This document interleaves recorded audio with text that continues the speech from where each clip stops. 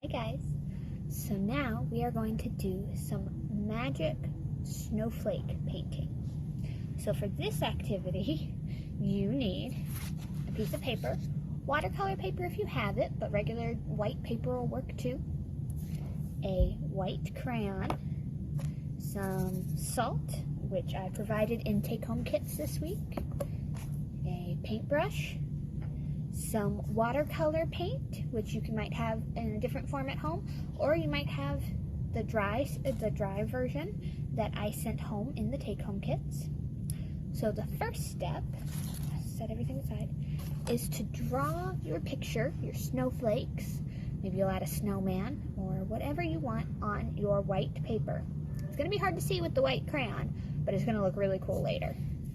So let's see. I'm going to draw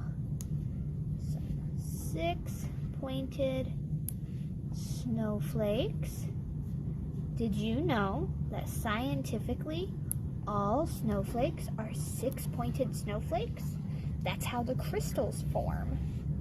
So let's see, we're gonna make a bunch of 6 pointed snowflakes. And it's hard to see sometimes when I'm making the snowflakes because I don't know where all my lines are. Big one right here. Add my crisscrosses. And sometimes if you move around to get a different angle, you can see where your lines have ended up, which can help. And I'm going to do a little snowman at the bottom. Do you guys want to build a snowman? That song gets stuck in my head every time I think about snowmen. Even though I'm not drawing an Olaf snowman. That'd be a little too hard to get right while I'm trying to draw it with white crayon. But once you think you have enough on your drawing,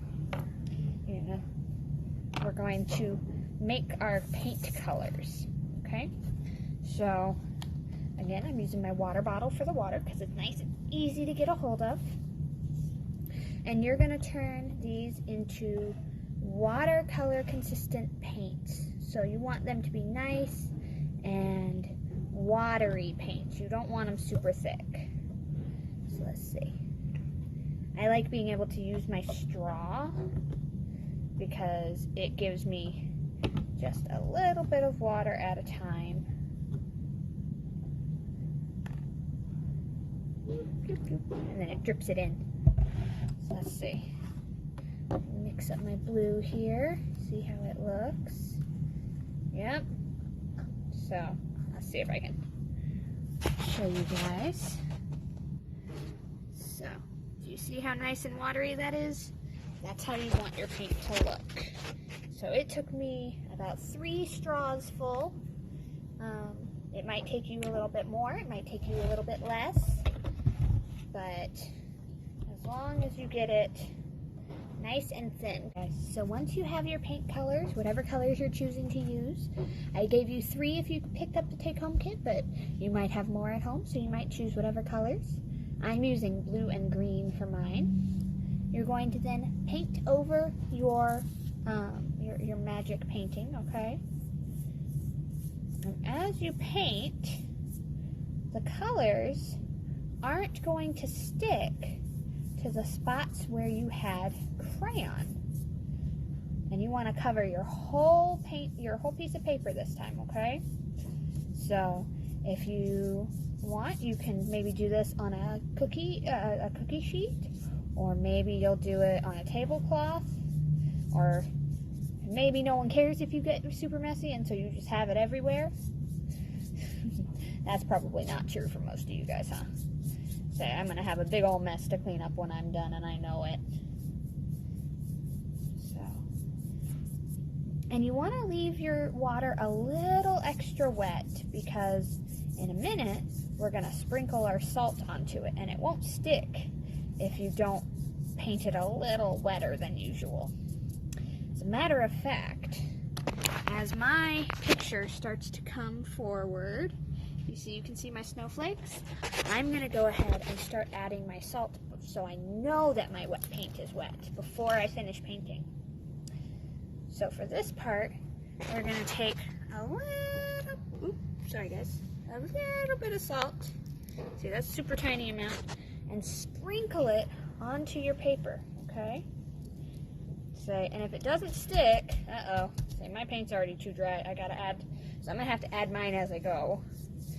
So, if yours is too dry like mine, you're gonna paint a little bit and then sprinkle some salt. Paint a little bit and sprinkle some salt.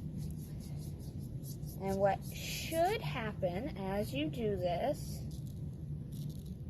is that the salt is gonna suck the moisture away from those spots and hopefully make what looks like little frost crystals.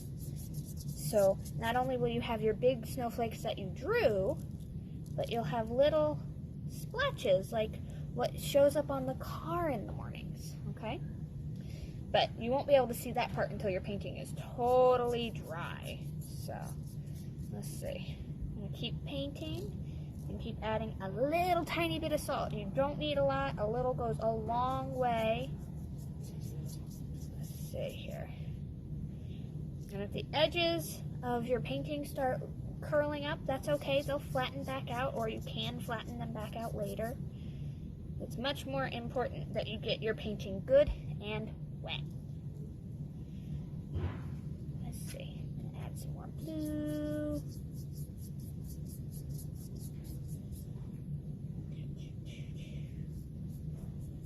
Oh, I forgot I had a snowflake over there.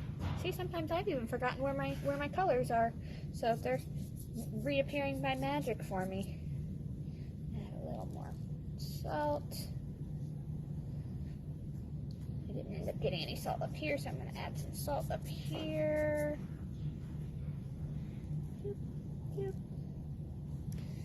Okay. I think I missed the middle too, so.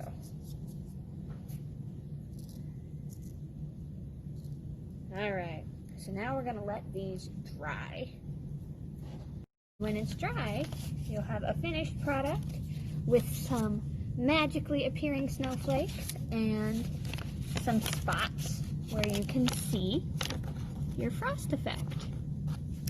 Now, the frost effect works a lot better if you've got watercolor paper, but even if you don't, or if you get a lot of watercolor on there, I don't think I added quite enough, so mine didn't suck it away fast enough, but it still looks really cool. So, show me yours. Show me your finished products at avalon@shypublib.org and see if you can do it even better than I did.